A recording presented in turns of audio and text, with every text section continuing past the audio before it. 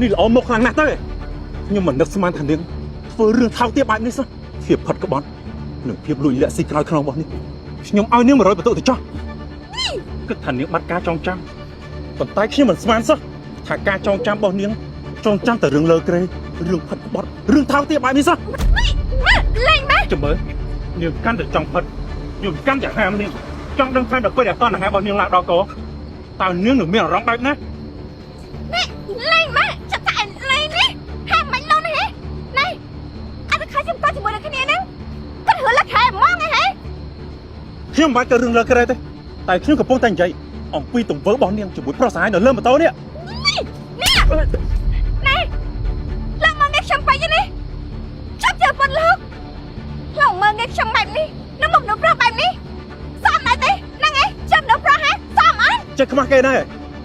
នាងចេះខ្មាស់គេខ្មាស់ប្រុសស្រីរបស់នាងអញ្ចឹងនាងធ្វើរឿងស្មុគគ្រោកថោកទាបបែបនេះនាងនឹងមានអារម្មណ៍ចេះខ្មាស់គេដែរណែលោកជាប្តីគេនិយាយស្ដីអីឲ្យស្រួលបួតតិចទៅឯងបិទមាត់បើឯងដឹងថាគេជាប្រពន្ធរបស់យើងហេតុអីក៏ឯងនៅប្រឹងធ្វើខ្វាក់ដាក់ប្រពន្ធគេនៅចំពោះមុខប្តីគេបែបនេះមកពីលោកនេះមិនចេះមើលថែគេនាងនៅជាមួយលោកគ្មានក្តីសុខទេមានតែតុកយ៉ាងម៉េចបើគ្មានក្តីសុខវាជារឿងរបស់គ្រួសាររបស់យើងឯងគ្រាន់តែជាអ្នកដទៃទេឯងគិតថាឯងចង់លូកដៃក្នុងគ្រួសាររបស់យើងបែបនេះអញ្ចឹង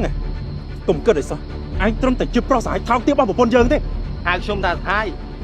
ទោះបីលោកមិនអោយតម្លៃខ្ញុំក៏ដោយតែពាក្យថាសហាយនេះដូចដៀលឲ្យប្រពន្ធលោកអញ្ចឹងខ្ញុំទៅវិញសិនឯនាងខ្ញុំទៅសិនឯលោកជូនពរឲ្យប្រពន្ធលោកនេះបានក្តីថ្មីអាចចង្រៃនេះឯងចង់បានអីថាម៉េចណែខ្ញុំមិនបានថាឲ្យលោកទេណាលោកដៀលខ្ញុំពេញមាត់លោកឲ្យតម្លៃមនុស្សប្រុសដូចគ្នាអត់ប្រយ័ត្នខ្ញុំនេះយកប្រពន្ធលោកបាត់ទៅអាចចង្រៃ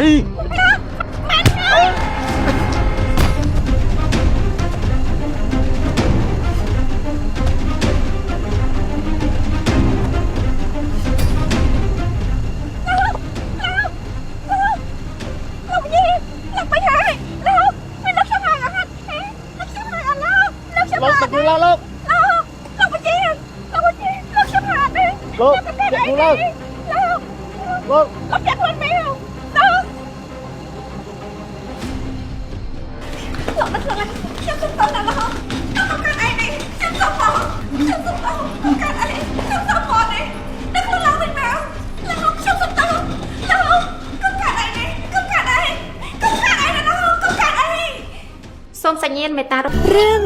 កូនក្រមុំកែមុខទស្សនារឿងពេញនៅលើ Sastra Film App មានតែនៅលើ App Sastra Film តែមួយគត់